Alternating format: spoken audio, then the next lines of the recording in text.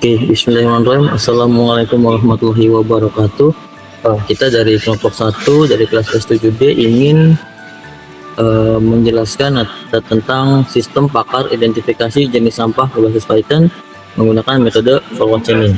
Oke, untuk anggotanya sendiri di kelompok 1 ada saya sendiri sebagai Andika Fajro Septiawan, terus ada yang kedua ada Bang Ahmad Nagaria, terus yang ketiga ada Muhammad Wahid Al-Haroki, terus yang keempat ada Erik Reza Kilana, lalu yang kelima ada Bang Rudi Gunawan. Lanjut ke stakeholder dan manfaat program. Program ini ditujukan untuk beberapa pihak, antara lain: 1. Masyarakat umum, fungsinya agar lebih mudah memahami jenis sampah. 2. Pelajar dan siswa, sebagai contoh penerapan sistem pakar berbasis aturan. Lalu yang ketiga ada pengelola lingkungan sebagai simulasi awal klasifikasi sampah. Lalu manfaat utama dari program ini adalah untuk membantu pengguna mengidentifikasi jenis sampah secara cepat, konsisten, dan terstruktur berdasarkan fakta yang dimaksudkan. Selanjutnya ada gambaran umum programnya. Program ini dibuat menggunakan bahasa pemrograman Python dan berjalan melalui berbasis teks ya, atau biasa disebut CLI atau Command Line Interface. Sistem bekerja dengan memanfaatkan basis pengetahuan berupa fakta dan rules untuk menentukan kategori sampah. Ada kategori sampah apa aja sih yang kita identifikasi? Yang pertama itu ada B3, bahan berbahaya dan beracun. Terus yang kedua ada organik, lalu yang ketiga ada anorganik. Selanjutnya akan diterangkan lebih jelas oleh teman saya, Bang Ahmad Nagaria. Bang, waktu dan tempat dipersilakan. Thank you ya Mas Andika. Untuk selanjutnya ini ada penjelasan menu program. Ya, di program kita di berbasis CLI ini ada bisa beberapa fitur. Yang pertama kita bisa melihat daftar sampah. Yang kedua kita bisa melihat rules atau aturannya. Kemudian yang ketiga kita bisa create untuk menambah rules baru. Keempat kita bisa mengedit rules yang ada. Kemudian yang kelima kita bisa menghapus rules atau delete-nya. Dan yang keenam melakukan identifikasi sampah, yaitu menggunakan metode forward chaining-nya. Dan yang terakhir itu ada keluar dari program. Next. Nah, ini adalah merupakan ciri atau karakteristik sampah yang kita gunakan sebagai input sistem. Ya, di sini untuk B3-nya itu ada beberapa fakta, yaitu bahan mudah meledak, mudah terbakar, reaktif, korosif, infeksius atau infeksi, toksik atau beracun.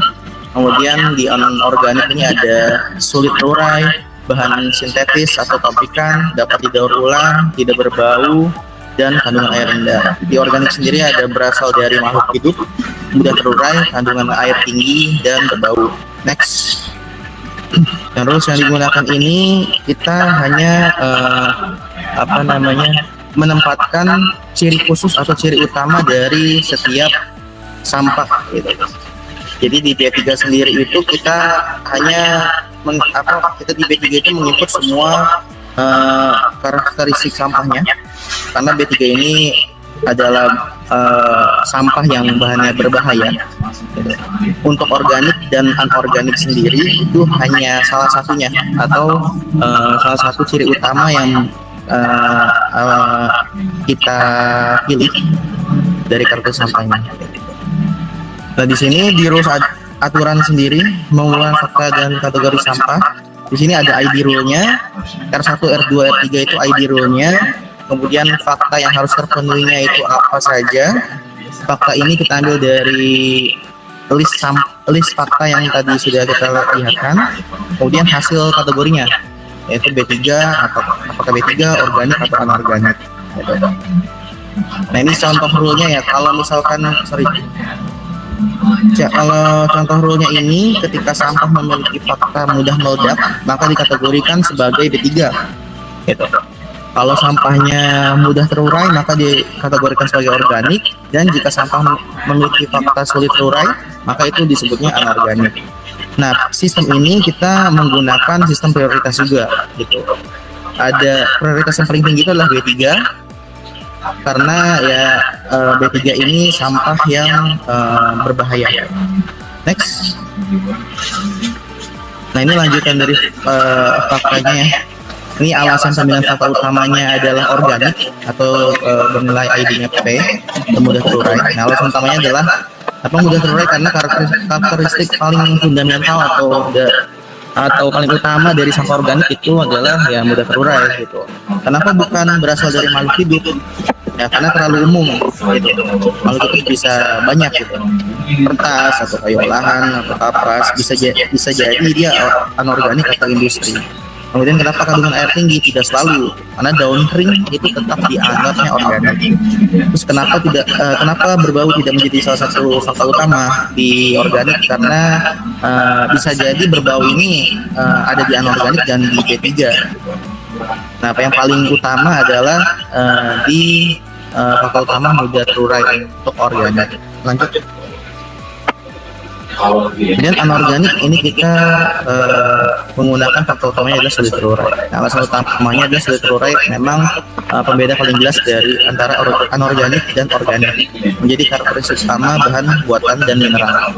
Kenapa bukan bahan sintetis? Karena bahan sintetis tidak semua anorganik itu sintetis atau kaca atau logam. Kemudian kenapa tidak dapat didaur ulang? Organik juga bisa didaur ulang seperti kompos contohnya. Nah, tidak berbau. Nah, berbau ini bersifat situasional dan juga kandungan air rendah. Itu sifatnya kondisional, bukan penentu dia anorganik. Maka kita pilih untuk anorganik itu salah satu kunci utamanya adalah sulit terurai. Lanjut. B3. Nah, untuk B3 ini dia khusus B3. Ini kita menginput semua fakta utama menjadi sebuah rules, gitu. Alasan utamanya adalah memang karena ciri B3 ini secara independennya itu cukup berbahaya. Jadi kalau misalkan ada satu aja muncul kategori atau fakta sampah B3, hasil B3, ya dia akan tetap dikeluarkan menjadi sampah B3. Gitu. Karena semua ciri B3 itu adalah fakta utama. Lanjut, next. Izin bang, udah baik. Bang Wahid. Selanjutnya ada mekanisme forward chaining. Jadi yang pertama, seluruh ciri fakta sampah berkaitan dengan kategori organik, anorganik, dan B3 dikumpulkan dan disimpan sebagai basis pengetahuan fakta. Fakta ini mencakup ciri utama maupun ciri pendukung. Yang kedua, dari kumpulan fakta tersebut dipilih satu atau beberapa fakta utama yang dianggap paling representatif dan spesifik di antara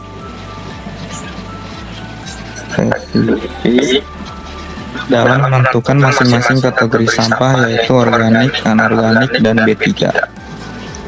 Yang ketiga, ada rules aturan dibentuk hanya berdasarkan fakta utama tersebut.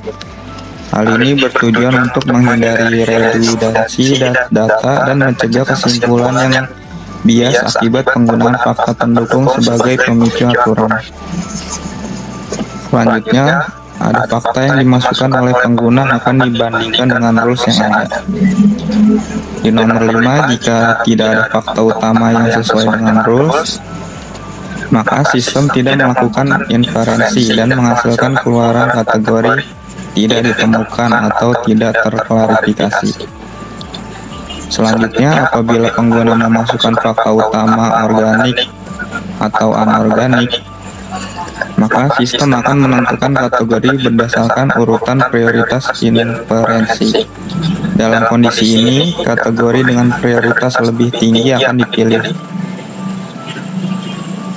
Selanjutnya ada jika pengguna memasukkan fakta utama organik, anorganik, dan B3 secara bersamaan, maka sistem akan menghasilkan kategori B3 karena B3 memiliki prioritas tertinggi dalam proses inferensi atau alasan keamanan dan mitigasi resiko. Selanjutnya ada cara kerja program. Cara kerja program dimulai ketika pengguna memasukkan fakta-fakta sampah. Sistem kemudian melakukan pencocokan fakta dengan rules yang tersedia menggunakan metode forward chaining. Untuk alurnya, yang pertama, user memasukkan fakta. Selanjutnya, sistem mencocokkan fakta dengan rules. Selanjutnya, jika rule terpenuhi, kategori akan ditentukan. Jika kategori B3 ditemukan, proses langsung dihentikan. Contoh proses identifikasinya, jika pengguna memasukkan fakta mudah terurai, sistem akan mencocokkannya dengan rule yang ada dan menghasilkan kategori organik. Namun, jika pengguna memasukkan fakta mudah terbakar, sistem langsung menetapkan kategori B3 karena memiliki prioritas lebih tinggi. Untuk penjelasan selanjutnya akan dijelaskan oleh Erik.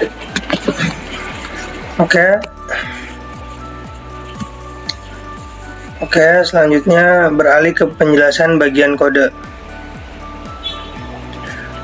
Yang pertama ada import library. Baris ini digunakan untuk mengimport library tabulate yang berfungsi menampilkan data dalam bentuk tabel agar lebih rapi dan mudah dibaca di terminal. Yang kedua, fungsi menu utama. Div menu utama. Fungsi ini merupakan fungsi utama yang mengatur alur program dan menampilkan menu utama kepada pengguna. Ada while true. Perulangan ini digunakan agar menu terus muncul sampai pengguna memilih keluar dari program. Print menu utama menampilkan judul menu utama pada layar. Baris ini menampilkan daftar fitur yang dapat dipilih oleh pengguna.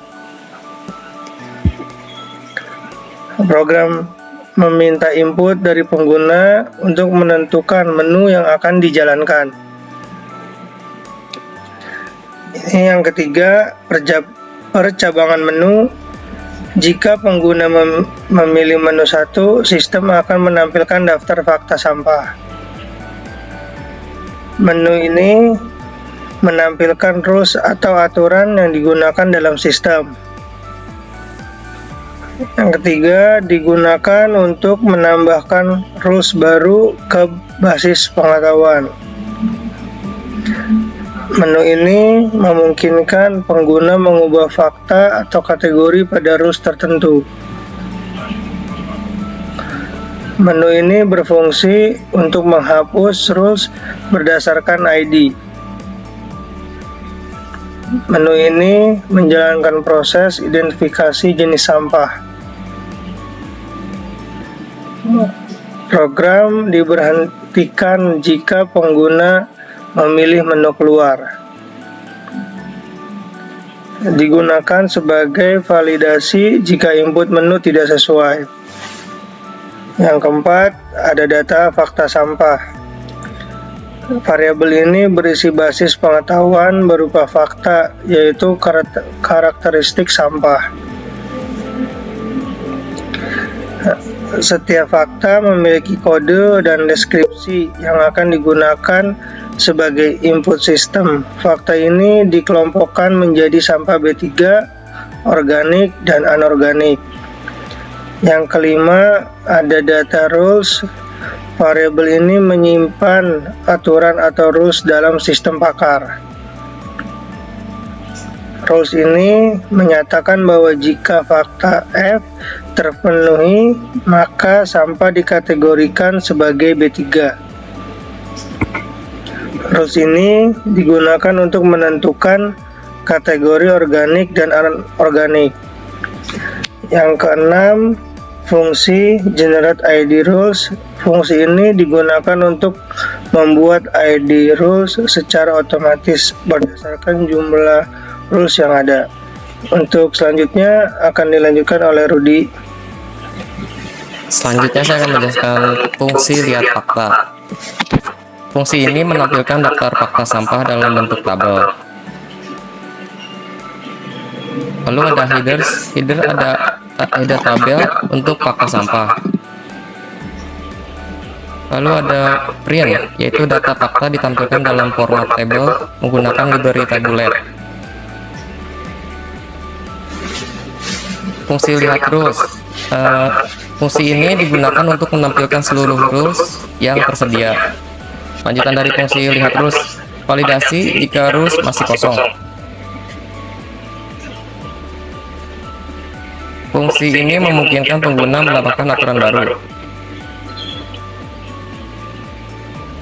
Lanjutan dari fungsi tambah rules, fakta dimasukkan dalam bentuk list agar dapat diproses oleh sistem. Rules baru ditambahkan ke basis pengetahuan. Fungsi edit rules, edit rules digunakan untuk mengubah fakta atau kategori pada rule tertentu. Penyesuaian indeks karena list Python dimulai dari 0. Digunakan untuk menghapus rules berdasarkan ID rule.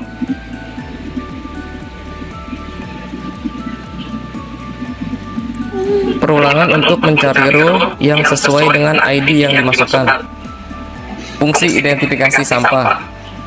Fungsi inti sistem pakar untuk menentukan kategori sampah. Lanjutan dari fungsi identifikasi sampah. Pengguna memasukkan fakta sampah sebagai input sistem. Sistem melakukan pencocokan fakta dengan rules yang tersedia.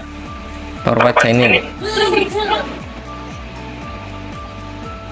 Jika ditemukan kategori B3, sistem langsung menghentikan proses karena memiliki prioritas tertinggi. Pemanggilan program. Baris ini menjalankan program dan menampilkan menu utama pertama kali.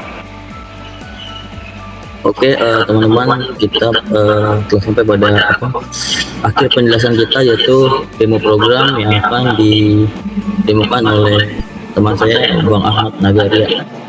Bang Ahmad Nagaria, dipersilakan, Bang. Oke. Berikut untuk tampilan programnya. Tadi ada import tabulet, kemudian ada function menu utama, kemudian ada knowledge base-nya, fakta sampah, dan juga rules. Kemudian ada function lain untuk generate ID otomatis, kemudian ada lihat fakta, list rules, function tambah rules, edit rules, dan ada beberapa segala macam validasinya. Kemudian ada function hapus rules dan function identifikasi sampahnya. Ini kita coba praktekkan. Ya kalau ditawarin biasa. Iya. Oke. Tampilan menu utamanya. Kita input 1, dia akan memunculkan list fakta. Menu 2, kita memunculkan list rules yang ada. Oke, untuk menu selanjutnya ini ada tambah rules. Kita masukkan fakta. Kalau itu dia jadi tambah jadi organik. Ini sudah ditambah. Kita edit terusnya dari index ke-9 R9. Kita mau coba edit faktanya. Yang tadinya L jadi makin ya. Ini kita coba capai di terus. Ini sudah terupdate. Dan kita coba untuk hapus rules. Masukkan ID rule untuk R9. Nah, di sini untuk yang data R9 itu sudah terhapus. Ya, kita melakukan identifikasi sampah. Kita coba misalnya dia P, I, dan R. Nah, ini dia dikategorikan sebagai kategori sampah karena dia menginput bahan mudah terurai atau fakta mudah terurai, fakta P. Maka dia memunculkan PKR ini sebagai kategori sampah organik. Kemudian untuk anorganik, kita coba identifikasi sampah lagi.